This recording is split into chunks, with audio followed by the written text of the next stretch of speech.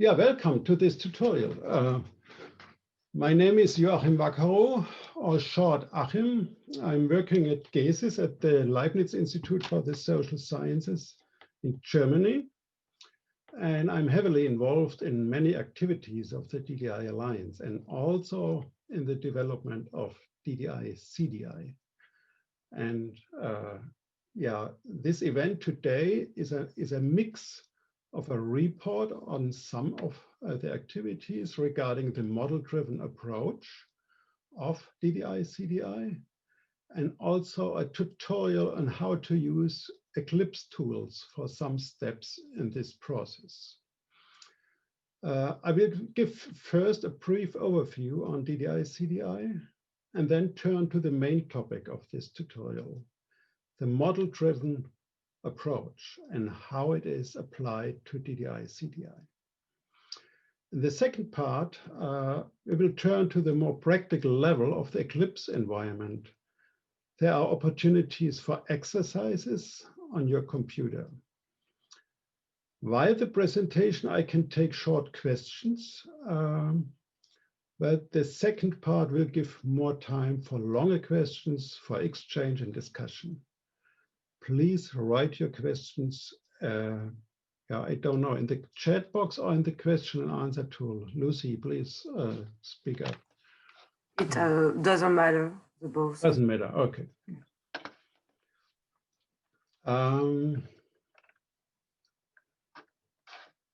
Okay, I hope you can see the slides and you can hear me. In the chat box, there's a link on the web page of the tutorial. The slides can be downloaded from that and also additional material. Most of you got already, I think all the registered people got emails from me regarding this additional material. So what to expect here? Two parts. First is more presentation-based. Second one is, can be more interactive. And there is some red wording here. All these things regarding DDI-CDI is in progress still. DDI-CDI is under review, and publication is expected for the second quarter of next year. And also, things regarding the model-driven approach on DDI-CDI and on the exploration regarding Eclipse tools is also work in progress. So first, overview on DDI-CDI, very brief, because this is not the main topic of this tutorial. There's a concurrent one, which is a general introduction to DDI-CDI.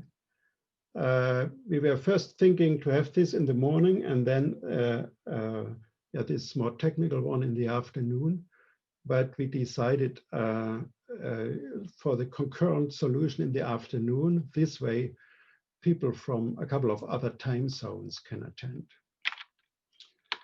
Yeah, what is DDI-CDI? It's very important to understand it's designed to be used by any domain. So it's not like DDI Lifecycle and DDI Codebook specific to the social sciences. DDI-CDI is a model for describing data across a wide range of structures.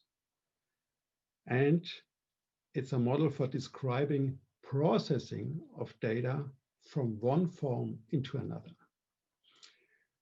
It's a model for showing how individual datums are used across the entire chain, and it complements more domain-specific documentation standards or metadata standards like DDI Lifecycle and DDI Codebook, but also from other domains.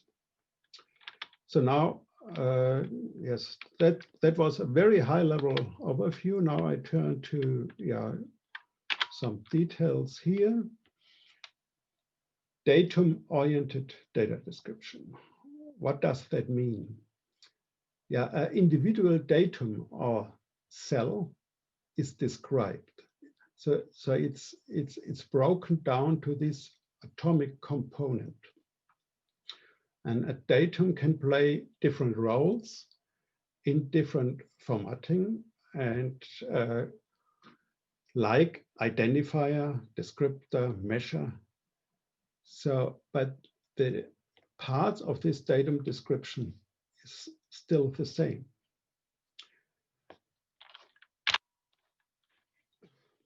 What does that mean, data structures? Yeah, we have these so-called white data, or the traditional rectangular unit record data sets. I think they were very common, yeah, 20 years ago, 30 years ago, and still are very common. Each record has a unit identifier and a set of measures for the same unit. What is a unit? Often in the social sciences, a person is a unit, and a physical record represents often the information on one person. Then, second type of structure is here long data. Still, each record has a unit identifier, but a set of measures might be multiple records for any given unit. So it's event data, for example. People are common with that, know what long data is. Third is multidimensional data. Some people say also aggregate data in contrast to microdata. It's not about a single unit anymore. It's about its aggregated information and on multiple dimensions. And yeah, some people say cubes. And then key value data. That came up more and more in the context of big data. It's a set of measures with a key and a value. And the key is an identifier to identify this value. These are often pretty complex keys. Yeah, the second major part of DDI-CDI is the process model. It's yeah, based on W3C prof specification, the provenance, and on parts of BPMN, which is the business process model and notation specification. And basically, these are partly implementations of these standards in DDI-CDI. One way to look at that is, yeah, provenance. Where's the data coming from? For example, aggregate data. Yeah, on which basis was it aggregated? Which kind of microdata is the origin? That's the first level. And a second level could be, yeah, which kind of information do I need to reproduce some findings? And that can be a lot of information already, but it's mainly addressed for human consumption. It can be managed by computers, but the consumption purpose is for humans. And a third level is computational reproducibility. So ideally, all information which is necessary that a computer, a software, can reproduce some findings. So it's an increasing level of detail here. Yeah, then on which is all these based on? The foundational metadata. These core elements, yeah, are basically concepts, variables, categories, things you know from the other DDI specifications. And an important feature is the variable cascade. This is also similar available in DDI lifecycle. It is based on a model in the GSIM, in the Generic Statistical Information Model, which is a reference standard in the official statistics. Here's an example how to use it. I don't go into the details. A little more detail on variable cascade. This is the full-blown hierarchy from concept over conceptual variable to a value mapping. So it's a very fine-grained way to describe variables for different purposes. DDI-CDI is aligned with several other standards. And it directly implements Prof O and Prof 1. It's a formal alignment with BPMN. I talked about that. It provides combined use with SDTL and VTL. SDTL is the Structured Data Transformation Language, which is a new product of the DDI Alliance. You can describe things like, all the statistical package can describe recodes, transformation, compute statements, things like that. But SDTL can describe that in a non-proprietary way. It's not bound to a statistical package. A similar approach is done by VTL, the Validation and Transformation Language. It's more common in the official statistics, and SDMX, the Statistical Data and Metadata Exchange specification uses that now. They have some overlap, these two languages, but they are mainly complementing each other. For discovery, schema.org and DCAT. Schema.org can be used very good in combination with ZDI and DCAT as well. So DCAT is the data catalog vocabulary from W3C. And one way to use both is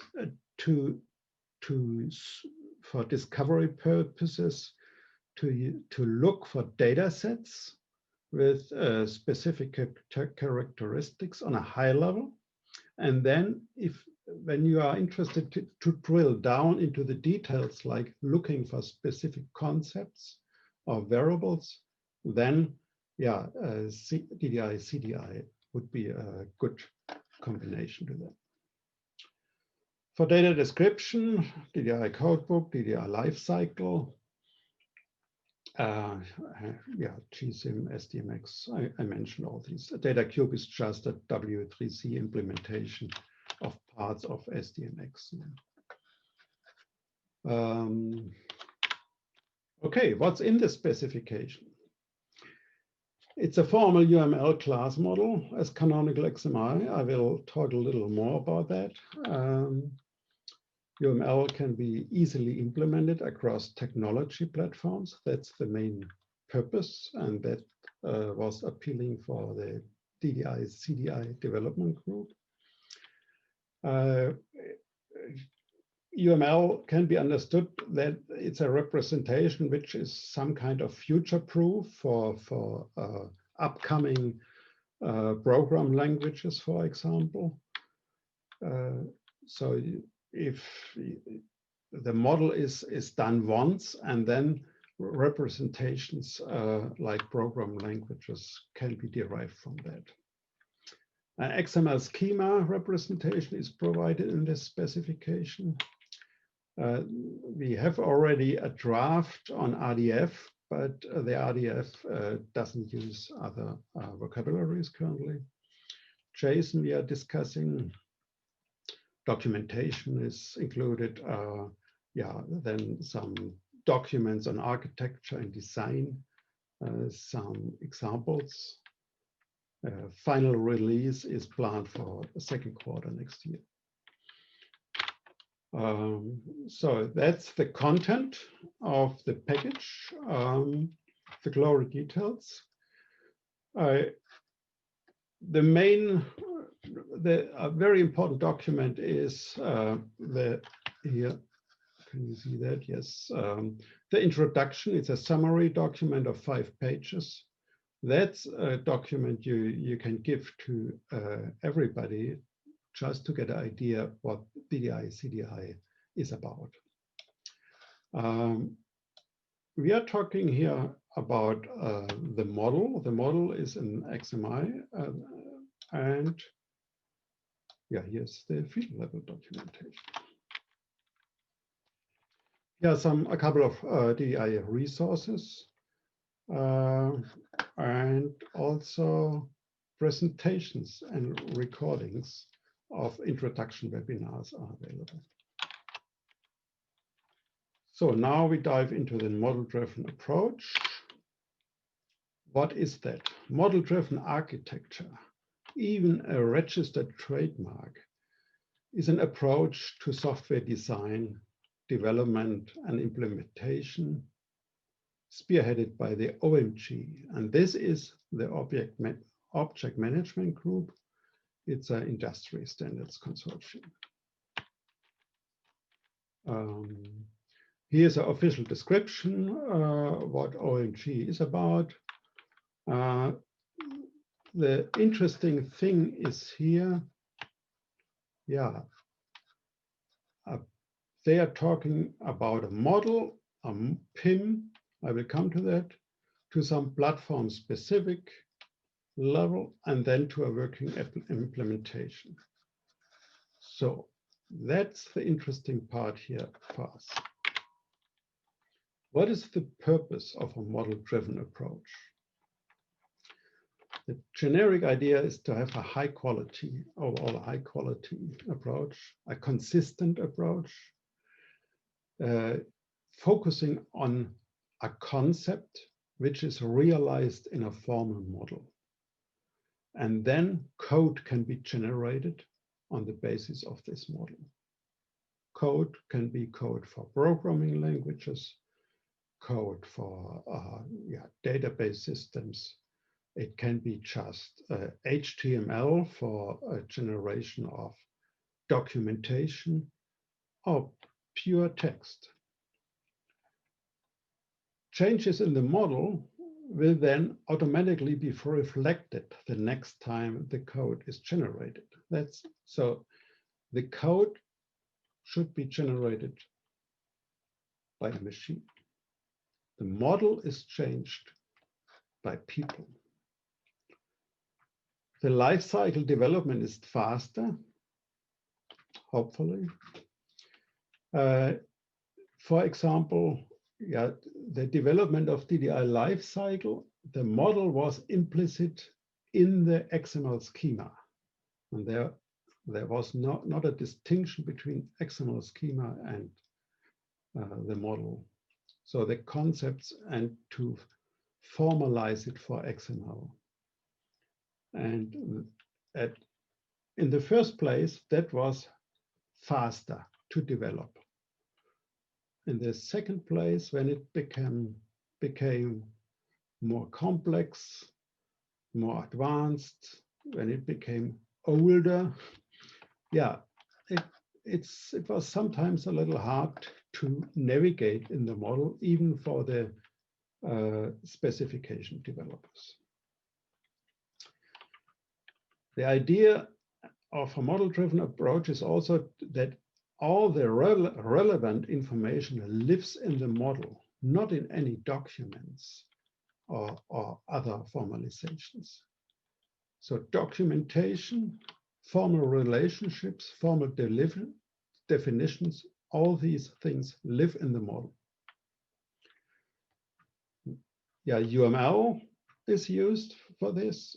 Models can be represented in a graphical way, and that's good for sharing information with both business people and technical people. So communication between these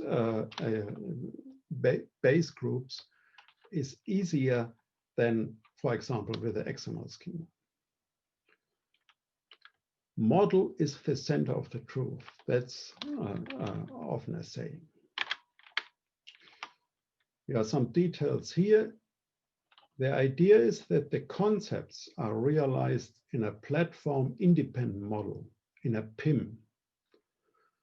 And then, when you think about an application of the model, you can adapt the model to a platform.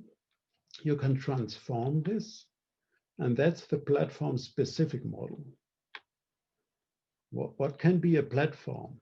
For example, yeah, some program language is a target platform, or XML schema is a target platform. And then the third level is the code. Yeah, it's generated by transformation of the PSMs. So please remember PIM, PSM. We will use that in a couple of slides. Yeah, again, code generation, productivity. I was already talking about that.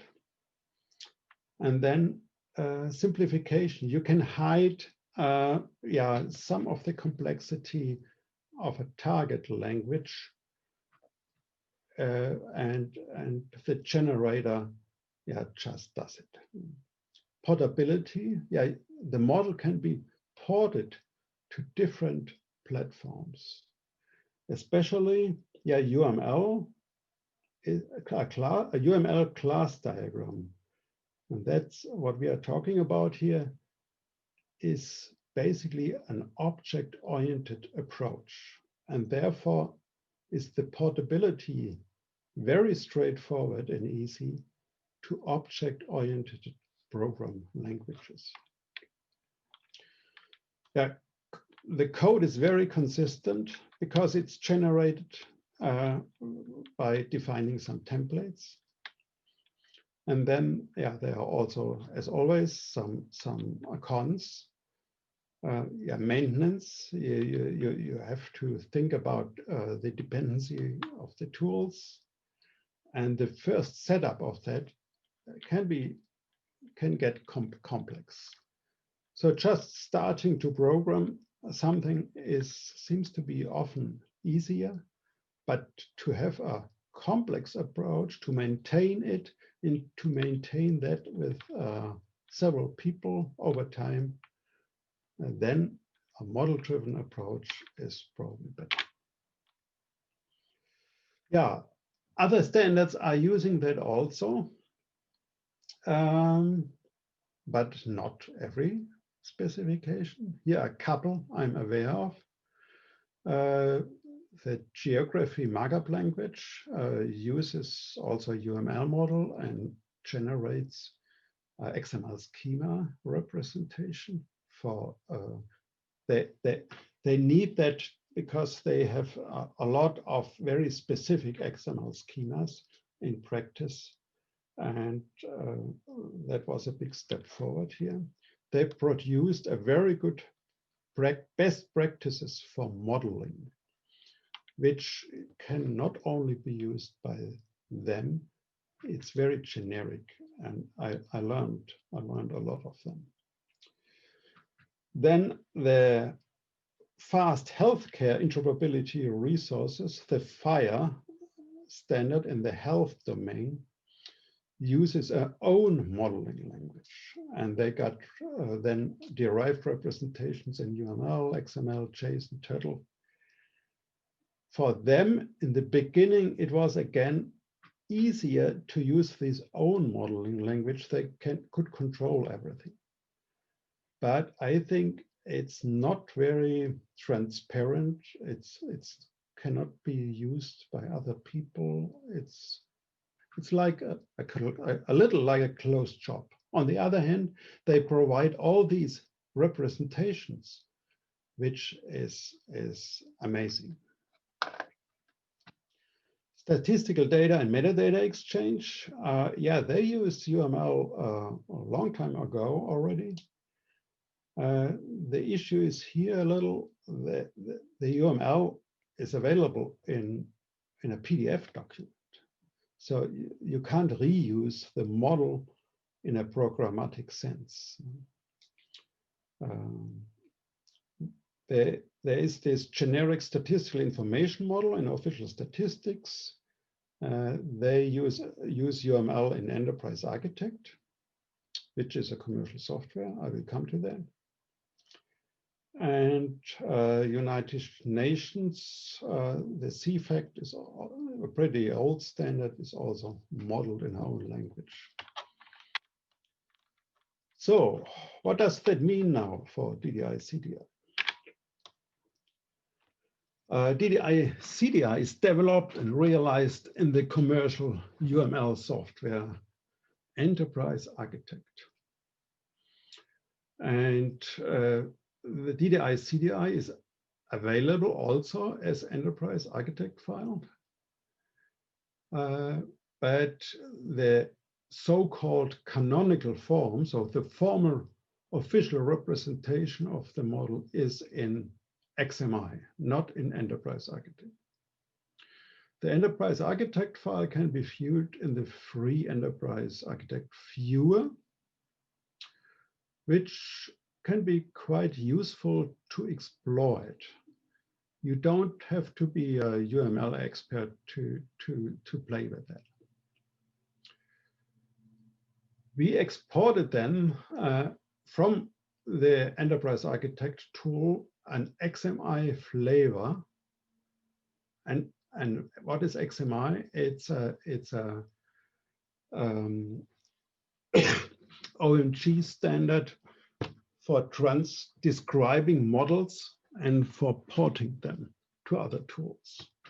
I will come to that. And we transformed this EA, Enterprise Architect XMI flavor, with a custom XSLT to Canonical XMI, which is the portable form. So here's the structure of the Enterprise Architect model. The core is the DDI-CDI library, classes and data types, and then classes for different areas, data types. And that's it. And only in the Enterprise Architect file, there are also design patterns, which were useful for the development, for the specification developers, but are not part of the official model. And here are a couple of high-level diagrams, which are quite useful.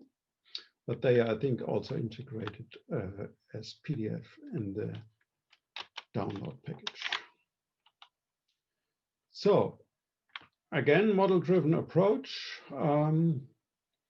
how it's used for DDI-CDI.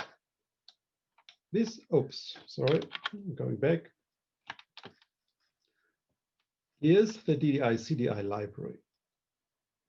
And it's realized XMI. This can be understood as platform independent model.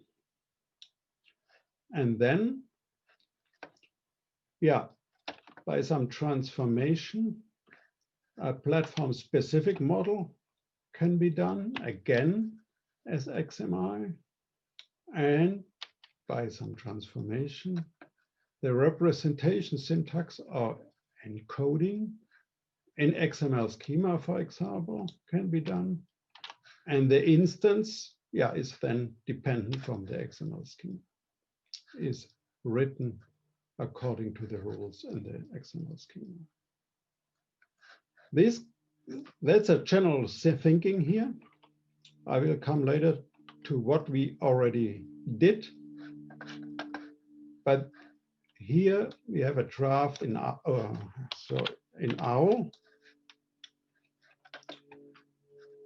There are only some ideas on Java, but here any object-oriented language, yeah, could be used. and it's ready for future languages as well. And any change of the model is only done here. And once, all the transformations have to be written once. But if a change in the model happens, the transformations have not to be written again. Again, here a more tabular approach to the different levels of the DDI-CDI model-driven approach. Here you see the core UML as canonical XMI. It's the canonical form. Don't get confused by canonical XMI and canonical form. This is canonical on different levels. So it's the official representation. So it's just a repetition, basically, what I was talking about.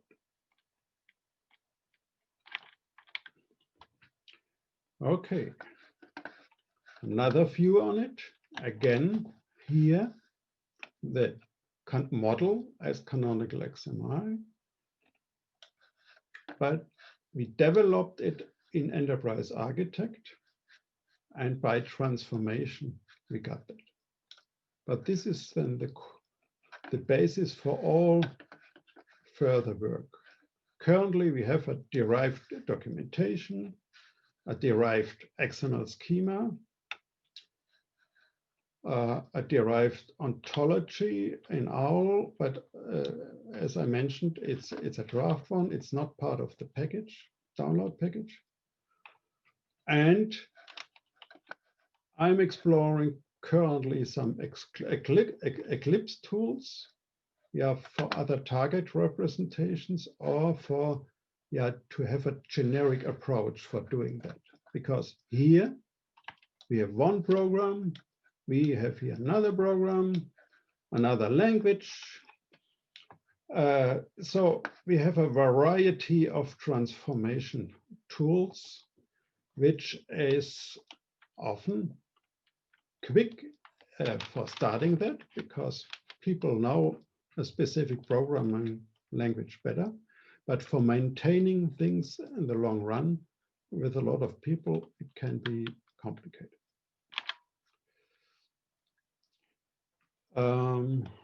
That's basically a repetition what I was talking about.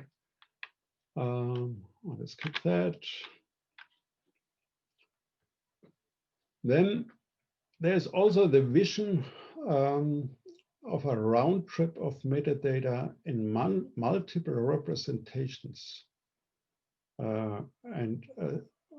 Some basic requirements are the consistency of the model and the syntax representations.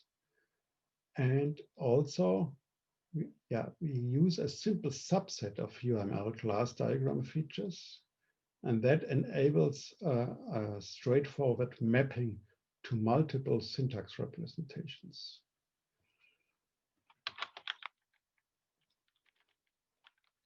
And now some details on canonical XMI. Sorry, some water for me.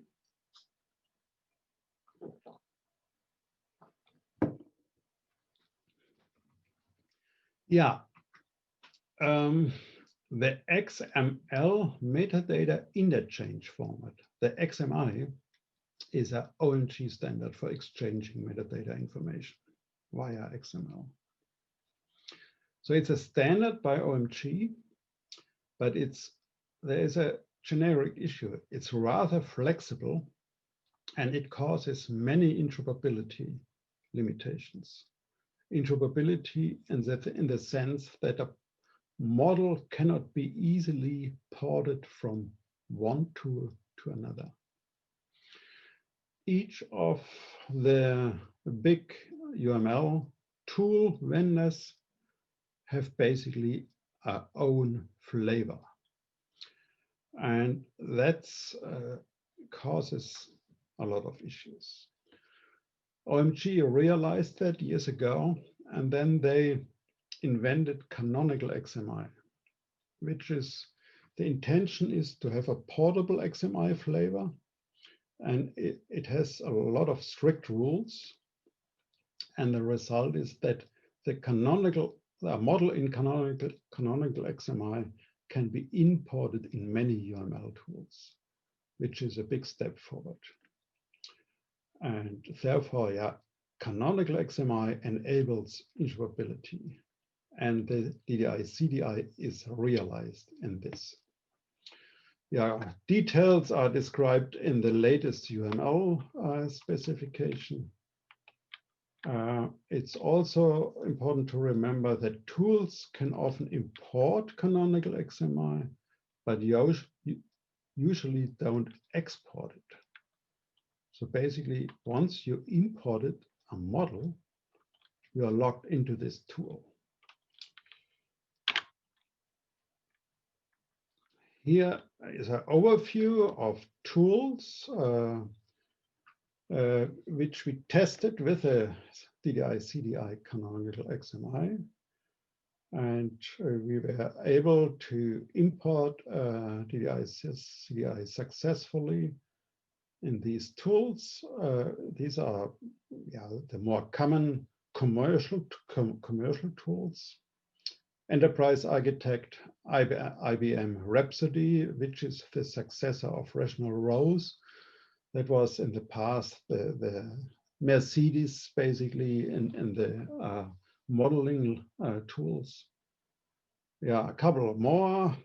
And a Magic Draw, that's a smaller company, but it seems to be the most standards compliant tool. Then, yeah, you can process also XMI and canonical XMI with specialized programs, like with XSLT, JavaScript, but with any program language, basically.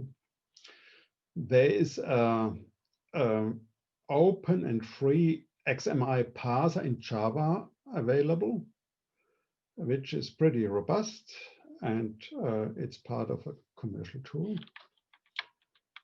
But the parser is free. And then there are Eclipse modeling tools, and we will hear about that more later. So I tried here a comparison of the processing approaches of a model of XMI. Let's just, to give some ideas here. That's not a final comparison, and there are a lot of different perspectives on such a comparison. But to give you some idea here, commercial tools, when you can buy them, are immediately available, can be used. They are often mature modeling tools and have a lot of different possibilities. These are advantages, and we used also this advantage, using Enterprise Architect for developing DDI-CDI. There are a couple of cons. They have often limited approaches of code generation. So they have their idea how to do that, and that's it. That's fine if you're happy with that. That's not the fine if you're not. If you would like to achieve something different. Model is often hard to export. So, for example, we had to write our own transform tool from Enterprise Architect XMI flavor to Canonical XMI. The cost, risk of dependency. Another alternative is to use own programs. The advantage is one can control everything. That's, on the other hand, also a con side, because it can be very challenging and risky. A lot of work has to be done. XMI Parser must be developed. Then there is the development and maintenance effort of such programs. that plays, I think, with all investments in more complex software, a major role. Then, yeah, own programs with an existing XMI parser. So like this mentioned Java parser. The advantage is, yeah, one has not to develop the parser. And then the Eclipse tools, especially here Acceleo, but there are others as well. And the advantage is these tools are very narrow on the standards at all. And Eclipse gives an integrated development environment for processing and querying the model. So all the other the approaches with their own program, yeah, query just some text basically. You have to know exactly what you are doing to read and understand an XMI file. Here you query the model in a very controlled way. The scripts are pretty small and the tools are free.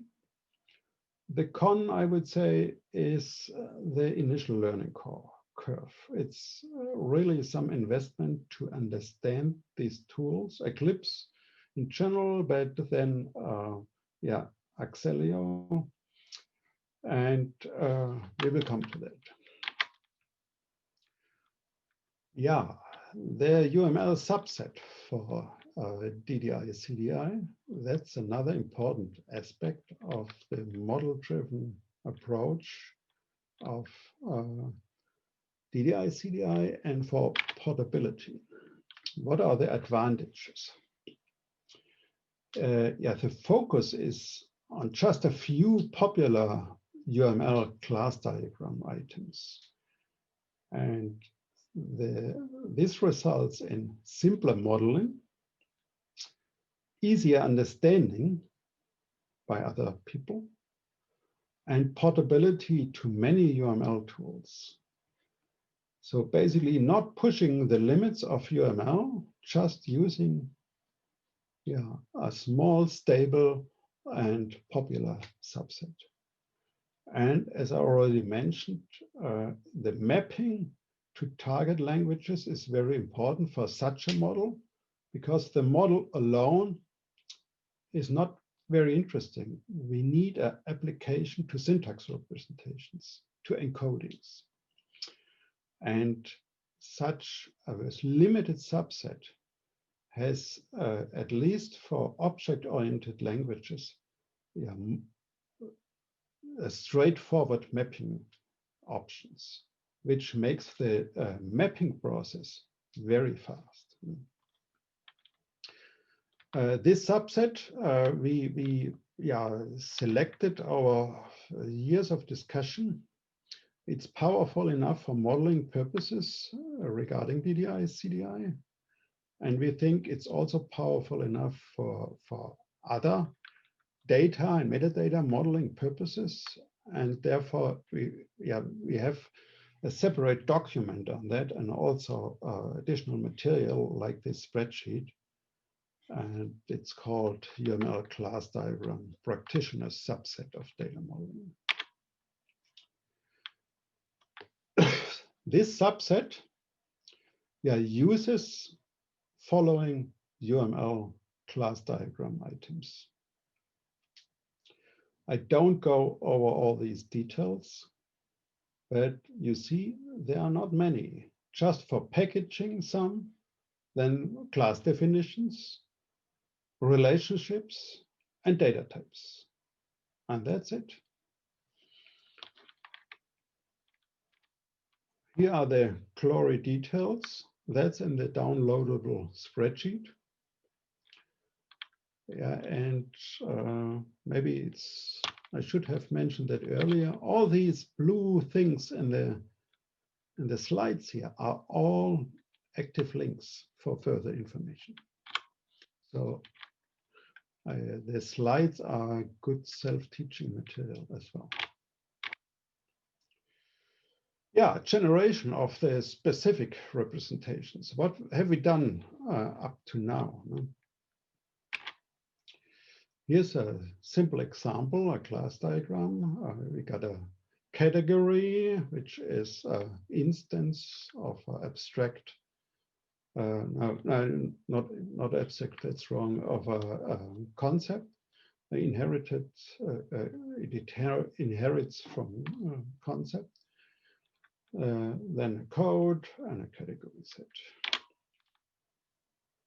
And now we try to find concept and category in the canonical XMI. You see the canonical XMI is very wordy, and it's sometimes hard to find something if you look directly at it. We generated XML schema, and that's part of the download package. Yeah, purpose is preservation and exchange. There's a document on the mapping rules, and here you can find also the programs which are used for this purpose. Here's a screenshot of the XML schema. Yeah, the concept type definition and the inherited information to category. No details here, just wanted to give an impression. We have a draft, our vocabulary for RDF instances. Yeah, purpose is discovery in the linked data web. The draft doesn't use other RDF vocabularies, therefore we didn't publish that because it's not useful at the current time without using other RDF vocabularies. There's also a document available on mapping rules. The generator is in JavaScript. JavaScript has some advantages for using that for this purpose, because it can be, it can be run in web browsers, but it can also be run on the server side. So in different environments, it can be used. The generator generates not just OWL, it generates also the checks. Checks is RDF validation language, because RDF alone you can't really validate on a detailed level, and checks can do that. Yeah, that's just an impression of the OWL category concept again. And then, yeah, Larry Hoyle and I, Larry especially, did a library for the R language for statistical programming. That was already at the time before DDI-CDI at the DDI4 times, but this prototype approach can also be used for DDI-CDI. There is a Python generator program with two parts, a parser for XMI, and I think also now a parser for canonical XMI, and the generation part. And the mapping is here that our so-called R6 classes in R follow the object-oriented rules, and the mapping is here also pretty straightforward. Here's a link to the repository. That's just some impression. Yeah, it's the parser has. Yeah, you need some program lines here for the parser. So I think approximately 1400 code lines. Here's the resulting R code and the housekeeping functions. What else is currently done? Yeah, generation of restructured text and GraphViz. So both together are used as documentation system for DDI-CDI. So REST is part of Python's Sphinx documentation generation system, which is pretty advanced. And REST is a text language You can write text with a couple of rules, and then it can be processed and passed by a program to generate, for example, HTML or PDF out of it. It's very nice. And Dot is a graph description language. Is usually processed by Graphviz, which is a specific tool. And the diagrams then are then embedded in the documentation. The generation program is again done in XSLT. Again, yeah, it's some code lines here. And there's the XMI parser in Java. As the matrix open core, it's a robust XMI parser which can process different flavors of XMI. And I think it's quite useful if you are after a Java approach. And now we come to the idea of generation of any syntax representation with, in the Eclipse environment. Which kind of standards are used here? Yeah, UML, XMI, we were talking about that. QVT, that's the OMG specification for query, view, and transformation, or short, just model to model. So for example, a platform independent model can be transformed to a platform specific model. Then the model or the specification for a model to text transformation language. That's which we will focus on here in the second part.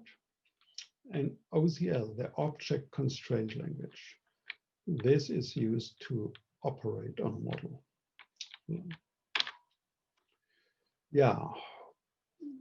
What is interesting with a model to text language?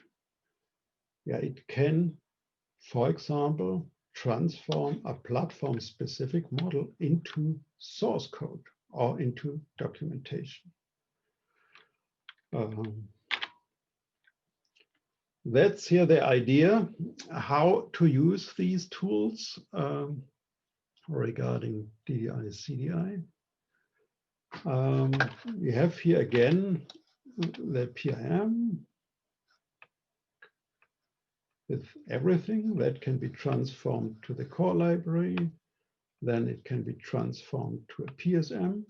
These steps could be done by QVT, operational, model to model. And then the last step from a model to a syntax representation to encoding, your model to text. And we will focus on that.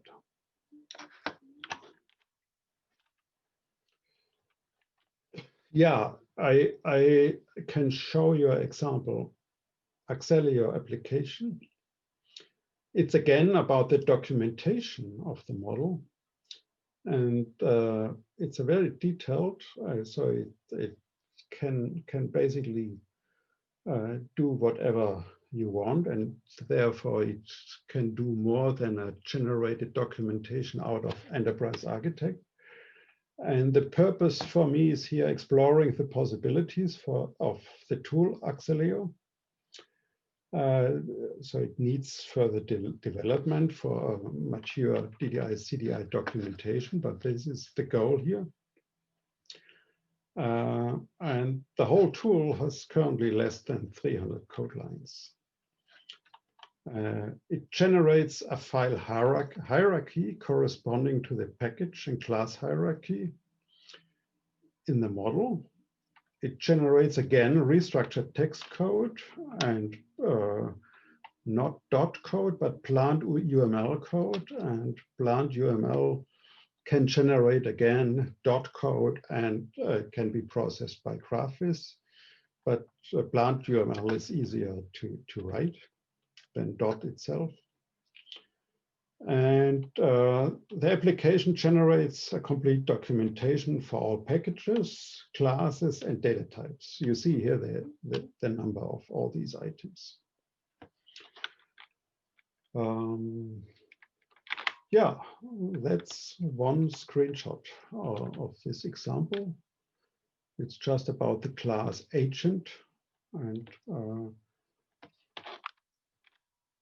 okay, I think we have now 1 hour. I covered the first part of this tutorial. Maybe we should make a short break of 5 minutes. And then in the second part, I will focus on the Eclipse environment. And also we have more time to focus on questions or discussion. And we have time to focus on exercises. So I think it's now here 2 minutes after the hour. So maybe we start again in 7 minutes after the hour, and for the second part and for the second hour.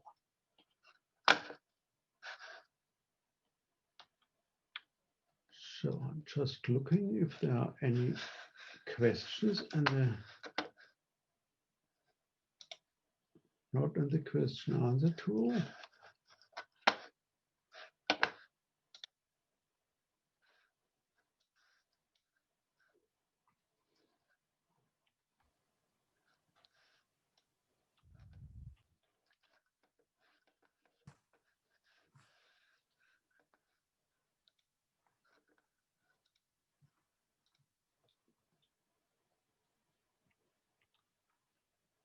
I don't see questions so far. So.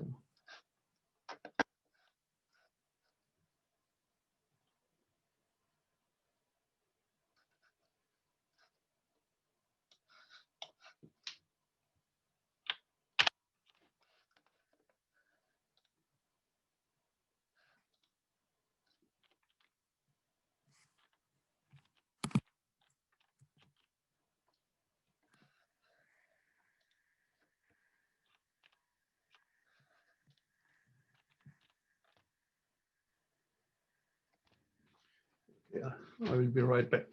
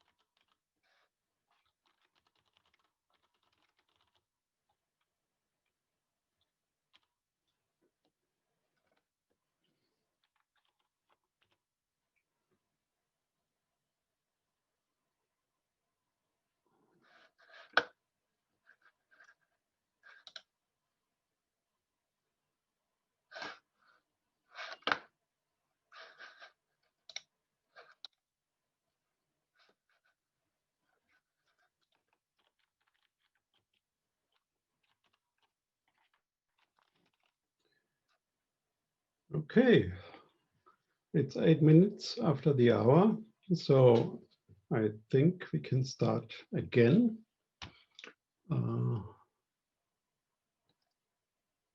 So are there any questions so far? Because we are turning now more to the practical tools environment, practical questions, how to do that really. And are there so far questions on the presentation I gave?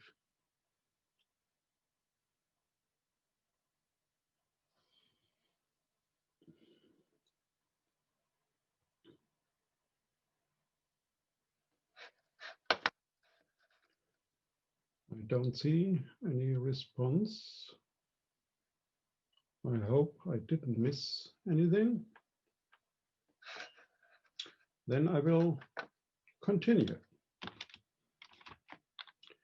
Okay, Eclipse Environment. Yeah, what is Eclipse? I guess a lot of you heard already about that. It's an integrated development environment used in programming. And the idea of IDE is it will cost you less time and effort. It has usually auto-completion in a program editor. It provides integrated error debugging. All the relevant files are in this environment available and can managed at the same screen. There are a couple of other characteristics. Eclipse is free and open source. It claims to have an industrial level of development, and it supports many languages. On a personal note, I would say the first experiences with it are rather complicated, and it can be overwhelming. And here's some guidance regarding the modeling tools I'm focusing here on. There are more modeling tools, but these are the relevant ones for specific purposes, which are interesting for the DDI-CDI workflow. There is Papyrus, a UML editor, and or UML tool for creating models, for validating models, for generating diagrams, or for creating diagrams. There is QVTO. I mentioned that already. That's the implementation of a OMG specification, model to model. Acceleo, it's implementation of the text, a model to text specification. Now some details on all these tools. Very short, only Papyrus. I used it only a little by the development of CDI. We used Enterprise Architect because a lot of people in our development group knew it already, had it, and it provides some nice features to use it quick and easy. Papyrus is integrated in the whole suite of Eclipse modeling tools. It's important to know that it expects XMI files not with the ending XML or XMI, but with the extension UML. And that's basically everything here about Papyrus. QVTO, model to model. It operates with UML models. It uses OCL for the model navigation. And the main goal is, it can modify a model or it can transform it to another model. And the tool includes also an example which transforms a UML model to a language of relational database. So the interesting thing here is that, yeah, for this step, you need a flattening of the class hierarchy. So abstract classes and inheritance, things like that, are not available in relational database systems. And this is here an example how to do that with QETO. Here are a couple of resources. They're very useful links. There are also a couple of videos. The videos are, for starting with these tools, quite helpful. That's now the only information I give here on QETO. The tutorial was originally planned with a longer duration, but I had to cut down here, and so I'm cut down for QETO. That's here the main topic, Acceleo, model to text. So it's embedded in Eclipse, but can be also used standalone, which is quite useful because you can develop first in Eclipse, and then at the time the application is mature, you can just use it in a batch process standalone. It's a kind of high-level programming language. It's when you are familiar with XSLT, this is helpful because it's also template driven. So, yeah, the high-level programming language results at the one hand in very powerful and small scripts, which is nice to maintain. On the other hand, there's the initial learning curve to learn this kind of language. It's very powerful. It operates on the model structure, not just on the XMI code. So the environment, basically the Acceleo editor, provides a lot of smart features, which helps. And here are details. Additional documentation can be shown. Very detailed errors are immediately reported while typing. So it's a language with strong data typing. And when you got the data typing wrong, it immediately complains. Here are many resources. Quite useful if you dive into that. Okay, here's the operations reference. So here are the functions. The interesting thing is here, there are really a lot of common functions available. And they are usually shown in a context-dependent way when you work in the editor. And the editor knows immediately which type of variable you got, or type, and then only the available functions are offered. Here's a list of the OCL operations which are available in Acceleo. The interesting thing here is there are a lot of operations on collections, like sequence set, ordered set, back, and things like that. And it's quite useful to understand that a little, because the operating on the model structure is very much set-based.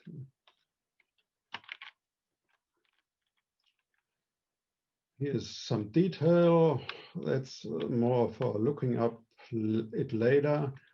When you first start the Acceleo environment, a core document, the manifest, needs some changes. That's a diff here. Yeah, that's the Acceleo perspective in Eclipse.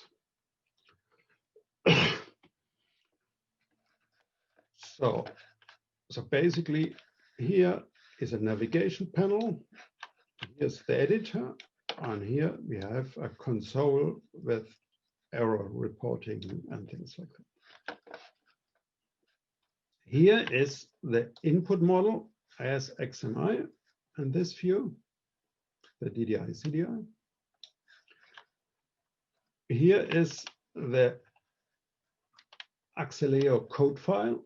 It has the extension MTL and model to text language. And this is also here loaded, the association.mtl.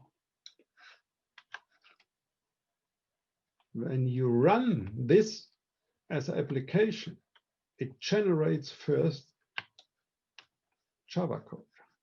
That's here the association.java. And it generates some output. And I told the application it should write it to the folder generated. And it has here generated an association, an HTML file. Also some detail, it's important when you load a new model into the Eclipse, it needs a couple of changes and regarding the UML primitive definitions, and this is documented here.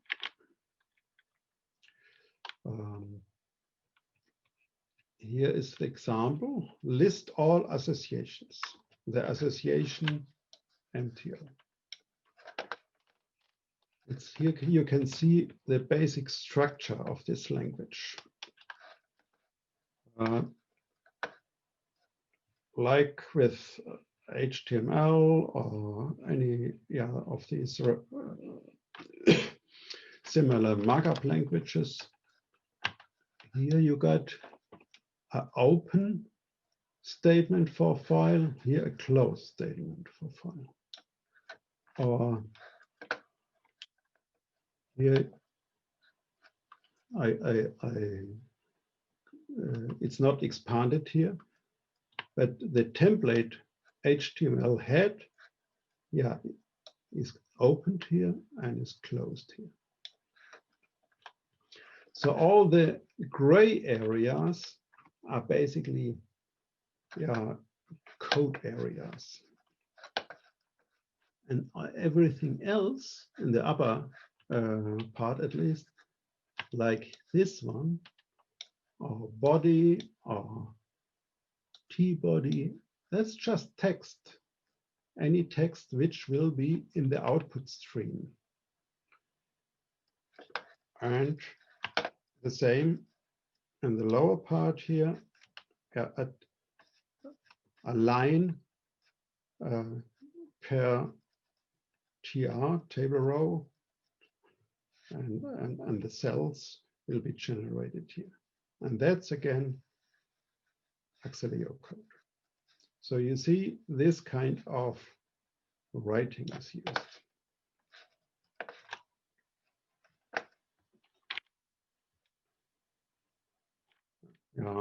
More details. Let's just the comparing XSLT. I wrote the same as XSLT to make a comparison. You will see soon the result. First, one is it's necessary to configure the application. It's interesting when you do that for your own. Just right-click on the MTL file, then run as, and then run configuration. And then some details are defined here. It's in this project. it's the Java class association, which model is used as input model, and into which folder should the output, the target go. And just a side note, I think that's wrong place here, but anyway, yeah, the type of language is not so much a if then else stream, but polyformism is very much recommended. You should have a template for every type, and by the strong typing, you can use that, but it's a detail. Acceleo can be used standalone. The Eclipse environment can help you to create the correct class path. Yeah, it's the same with AND. But AND is only recommended in a limited way. The support is a little limited, I would say. Okay. Maybe I show you here the result.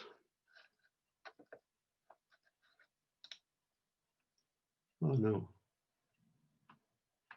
I will do that later. It's just that was just wrong to switch applications here.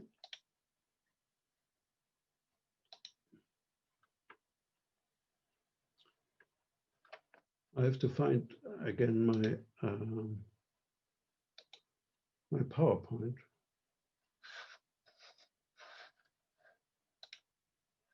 Huh.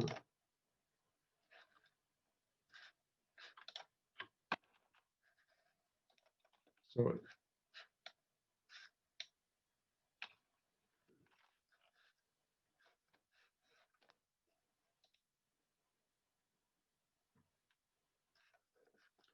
Can you see again the slides? Yes, but not in the right format. Yes. Or in the presentation mode, no? Yeah. Yes.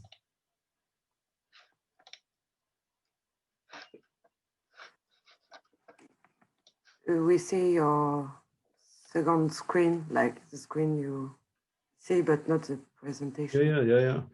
I'm trying to correct it, but maybe in the screen, the share screen option, you can change. Yeah, good idea.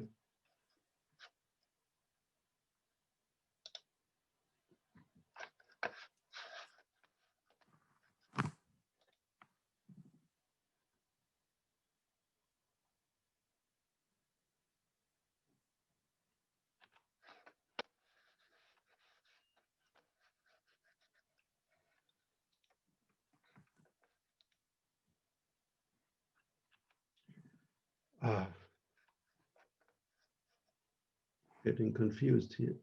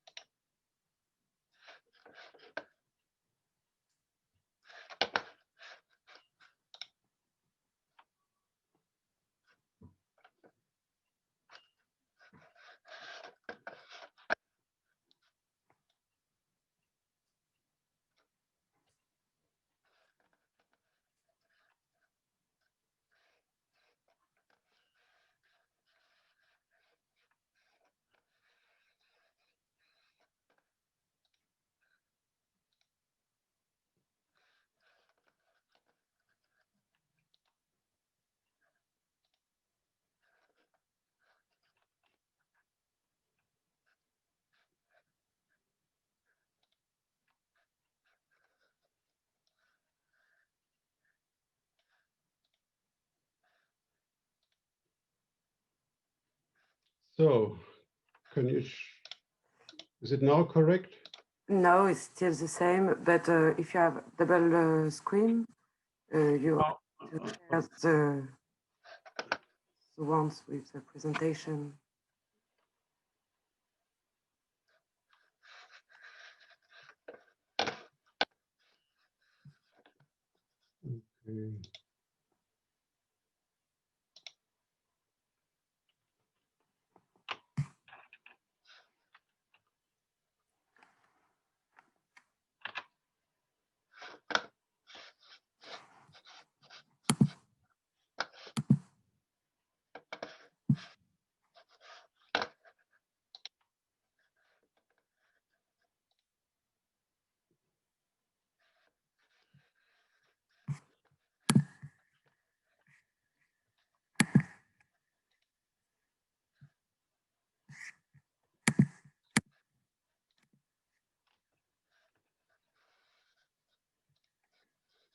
If you split your presentation between the two screens, you have to share the screen too. Yeah, but I have difficulties to find the right button here.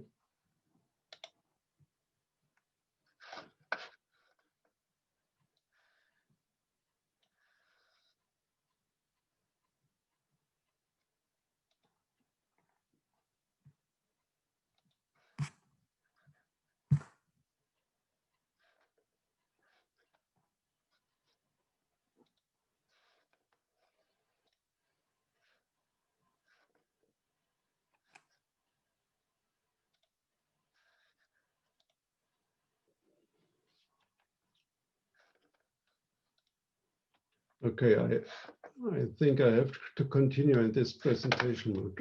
I don't find the right window here.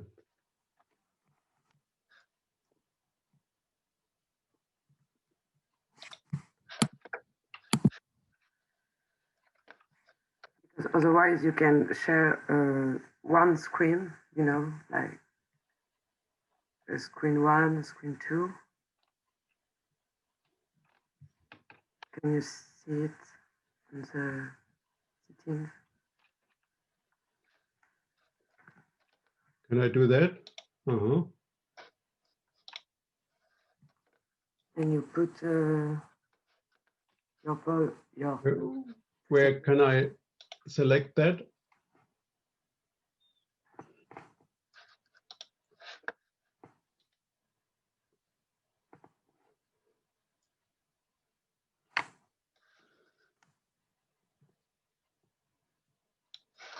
Oh, here.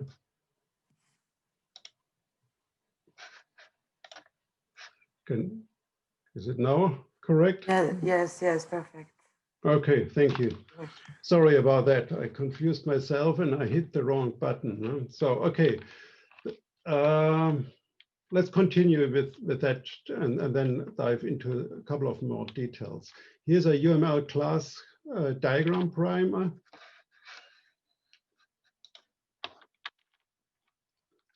Yeah, we are talking here about classes, associations, and data types. No?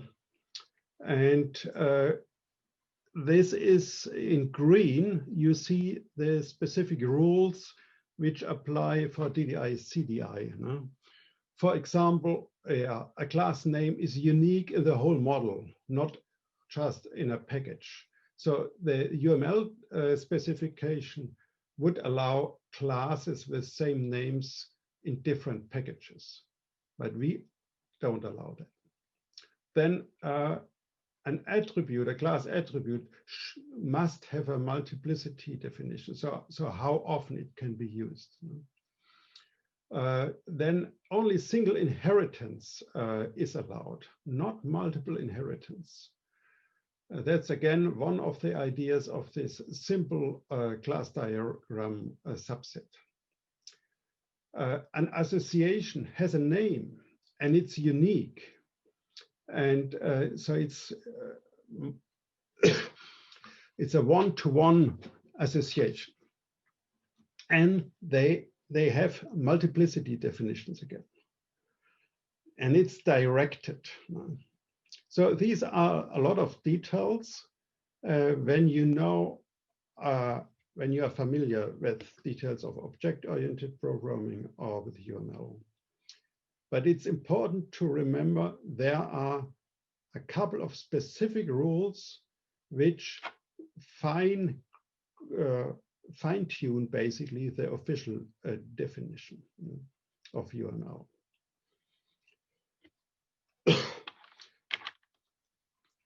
Then, yeah, again, this simple example, just to make clear all the terms here. No? That's important because in some other context, the terms have other meanings. So inheritance is not called inheritance here. It's called generalization. No? So that's the class which inherits these properties to category. There are some details on navigability, multiplicity. The navigability, it's a large area of discussion in the modeling domain, and the UML spec gives basically only a recommendation for efficient direction. It's nothing else what this arrow means. No? So if you think that a relationship between category and code in your application should be the other way around, that's realized as a program, no? is fine. No? Okay, now we are turning to some exercises. If you are interested in, here's I think these exercises could be, yeah, a couple of questions we can clarify here, but also I think the whole tutorial, the slide deck, the instructions can be used just as self-teaching a little, and you can come back to me regarding questions on that. So exercise steps, yeah, the focus is on Acceleo. The mapping table between the UML constructs and your target language, the items of your target language, that's the crucial thing. So first, you need on a conceptual level a mapping table, and I will show you immediately the template on that. It can be downloaded from the webpage of this tutorial. Yeah, then the UML model editor can be used to get familiar with the model structure. Again, I show you the details. There are two simple example tools, the generic outline and the object-oriented template. And the approach would be just to make a copy of that and to play a little with that. Just change a little thing once and run it and see what the output brings. Yeah, and then you can add more details according to your mapping table to make some more elaborated approach. Here is the mapping table. So on the left side, we have all the used UML items. This represents the subset, and you need in your target language a mapping to each of these. It's simpler just to start, for example, with class and property definition, just to get an idea. Yeah, this is the view of the simple UML model editor. Yeah, it shows just the hierarchical structure. You can open here package agents. You can see which classes are in that, and you can see the properties of the classes. So it's important to have some means to come back to that. You can also have a look at the XMI file, but this is rather confusing. Oops. Again, it's a repetition. The subset of UML class diagram items, no? You operate on all this in your program. Again, as a repetition, more details. And now the generic outline example, which could be a basis for your program. And this has just, 50 lines of code. And it runs just through the model, lists every package name here, every class name, and can list some more details, some properties, some associations. The inheritance can be shown. The object-oriented template is a little more elaborated. It generates a file hierarchy corresponding to the package class hierarchy in the model. That's what you basically need. For example, if you would like to generate a Java library, then you need a correspondent file to each class. Okay. We will come now to questions and to these exercises. I would like to thank here to participants of the DDI-CDI working group, and especially to the development group, MIT, but also to all the sprints, because all this work is done years for years, and the CDI development group has now drilled it down in the last year to DDI-CDI. Yeah, when you develop some code generation, it would be nice to hear about that. Please contact me, and it would, for major approaches, it would be also nice to provide that on a basically DDI-CDI marketplace to other users. Here's again the web page of the tutorial. Now I can switch to the Eclipse environment, but please, any questions and comments now? I will try to switch to the Eclipse environment. Yeah, are there any questions, comments? Please speak up. I don't know, is there a show hands tool? Or, I don't see anything in the chat box or in the question and answers.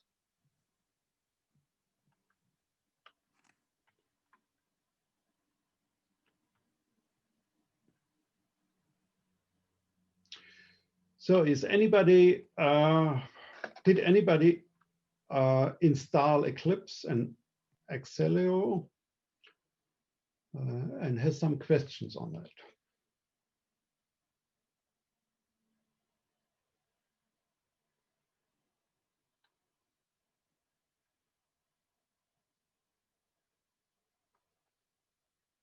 No questions.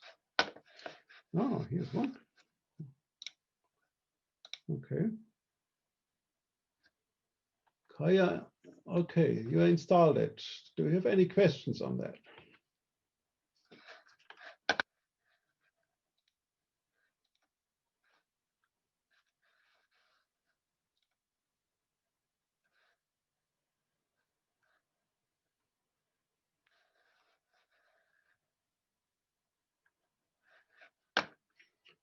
Would you like, should we unmute you, Kaya?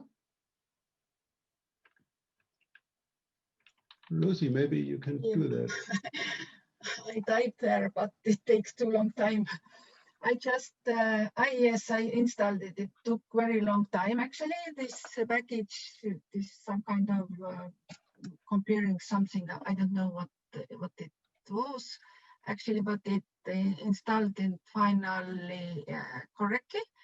But okay. my concern is now, because I used Eclipse several years ago, and I don't remember actually now how to use it at all. No, to give some input to remind me this.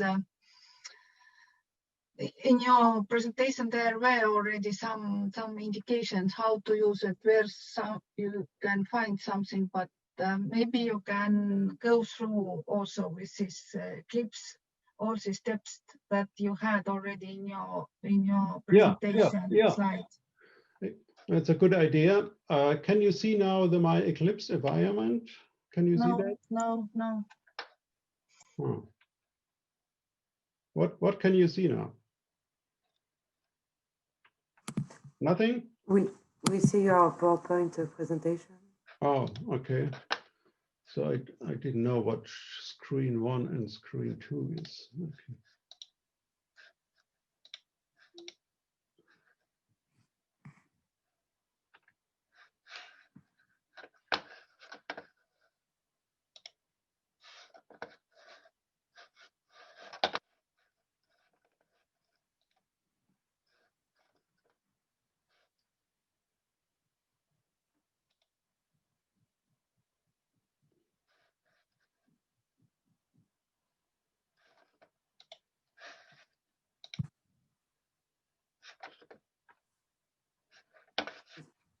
Is it okay? You can see now the Eclipse environment. Okay, finally. Okay. Here you see again the navigation panel on the left side. Here is, for example, the association.mtl. I open that in the editor, and here it is.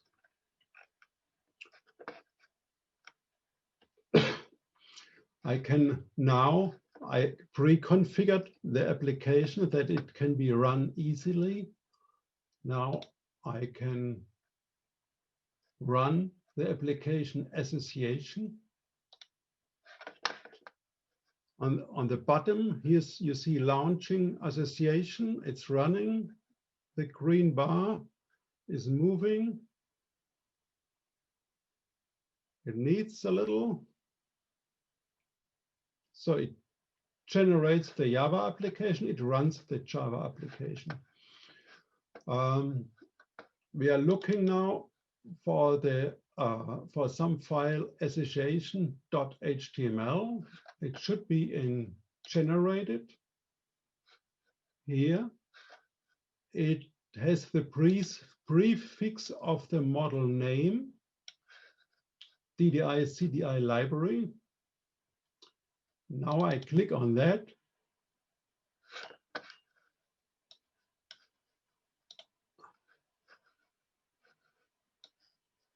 Okay. You see the HTML file. I maximize it. Each line represents one association here. For example, association refers to agent. Can you see that now? It's a little larger. And here are the details of the class association, multiplicity, in which package. On the right-hand side, you see the other class. Yeah.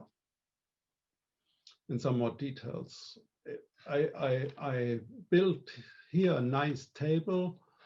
It's possible to search in this table or to sort it. So it was for understanding the details of the model, pretty nice. So I minimize again. Yeah, you see again the Eclipse environment. Yes. And the generic outline MTL is, it's mentioned as one of the basis code tools here. Again, there is a main template. It starts always with a parameter model. So basically, the environment gives the model to this application. Then here some file is generated. Here's some clear text. Any text which is no code will be just yeah, in the output stream. Model name, and that's, yeah, here's some Acceleo code.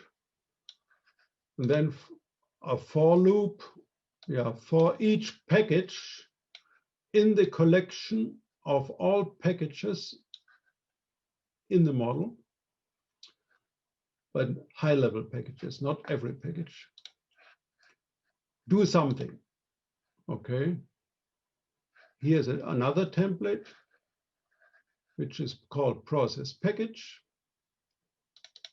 And we generate here some information about the package name, and then we run again some loops. We are diving further recursively into the package structure. So this is a recursive call. Process package to process package. And for classes, we do something different. We process the class with this template. And yeah, is it abstract? Then does it have some properties? And if yes, process the properties. And that's it. I run that. Again, it should be here pre-configured.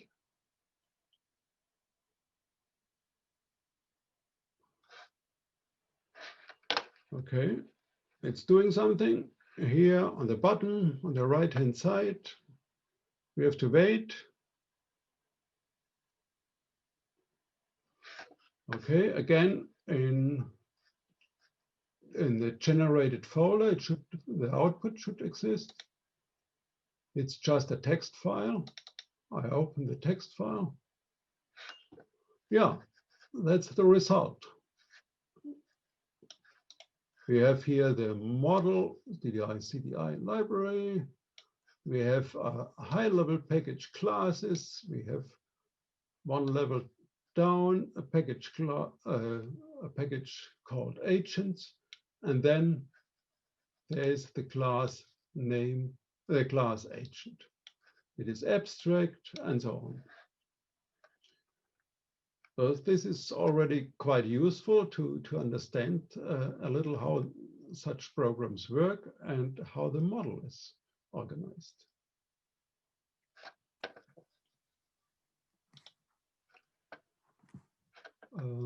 Now I open, just to show that to you, this file, DDI-CDI documentation.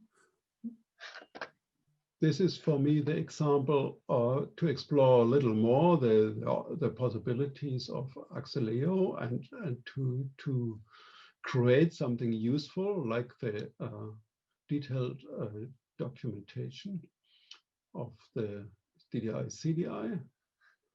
Here you see here you see some, oops, sorry. That's some restructured text code. And here, some plant UML code. So for generating the diagrams. I don't go into the details here.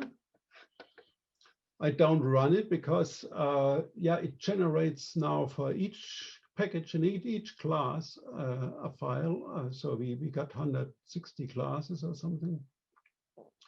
I show you the output. It's here in the Sphinx folder in the DDI-CDI library folder. And here again, you see the probably already familiar structure of the model. And for each class, there is an RST file, restructured text file. You can have a look at that. It's just pure text with some rules. Not very nice to look at, but I have run that also with Sphinx, and that that's the Sphinx folder here. And now that's the result. Here is a navigation column. Again, the classes, package agents, yeah, package agent is abstract, but it inherits also from another class. It has some properties. It inherits also some properties. And it has a diagram. The diagram is just wrong. It's just an example. It has to be done. But it shows the possibilities. Okay, I think that's basically everything to show from this. Yeah.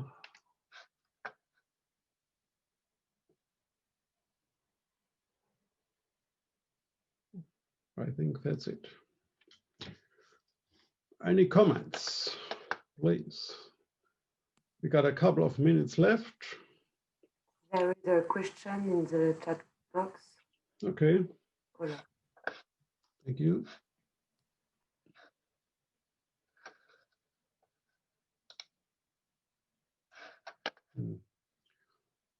Where's the chat box?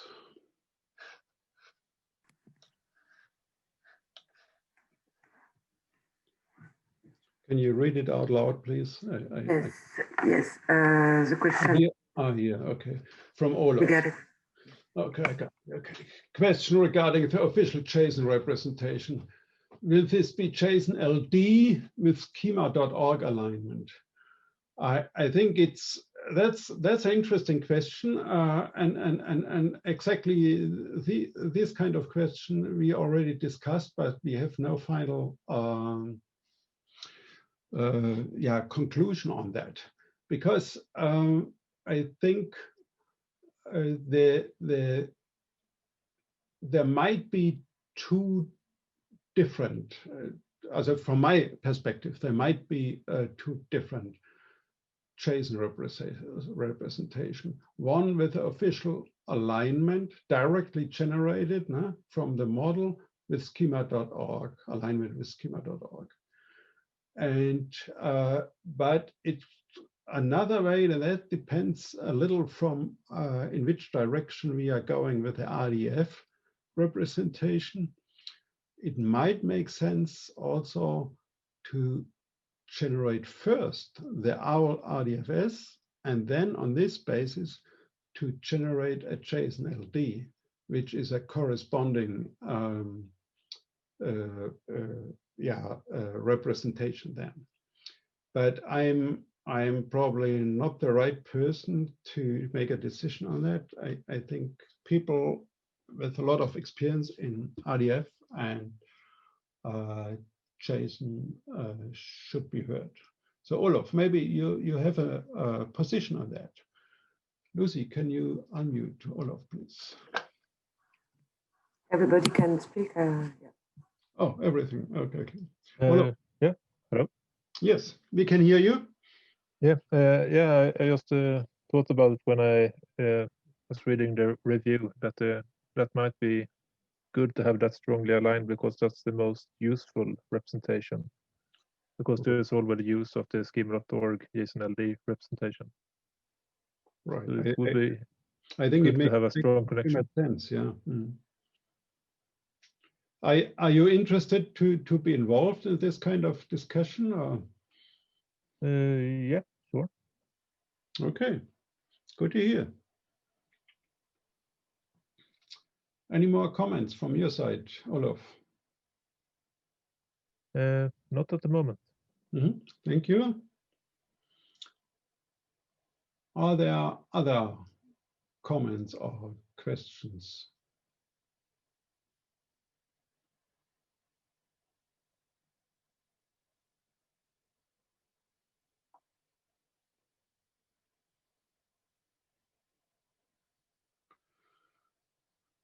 Doesn't seem to be. Maybe I can show a little more. What can I show you here?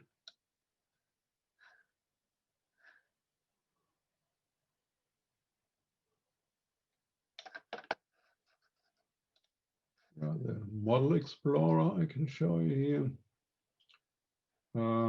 There are two versions, two files on the model itself. The XMI. One is, they are identical regarding content, but one has the extension UML, and so some of the Eclipse tools understand this better. When you just click on that, then this Model Explorer is started, and you can look here at the model.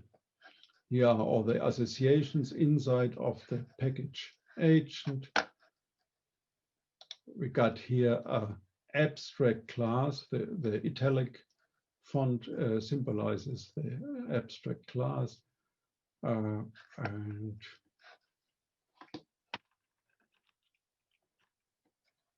then here is a definition. Here are some properties. So all the glory details can be shown. Should be here, yeah. And so on. I think to get familiar a little with the model on the technical level, this is a useful tool.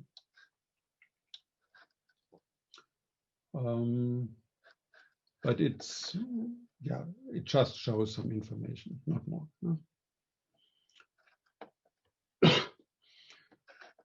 Many of these files here are just generated on our, either by Eclipse or in Sphinx by Sphinx. So these are not all the files I wrote. Here only the MTL files I wrote. The Java ones are generated. Yeah. These things are generated when you create a project. Also, this class paths are generated. The tasks are generated. So a lot of things are done in the background here. Here's the manifest file for the project. So this needed some detailed changes. I documented in one of the slides.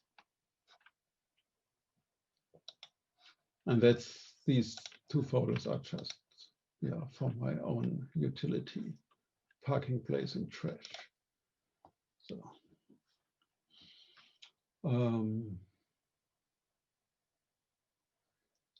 I hope you will explore a little of that. I would like to hear back from you. If you need any help to get this started, please contact me. I think we are now then at the end of this tutorial. So if you would like to say some comments here, chat. Okay. Kaya says it needs some digestions. I expected that. And Vidas will trying to start with Acceleo. Very good. Thank you. Okay, then good luck with that, and have a good EDDI in the next 2 days.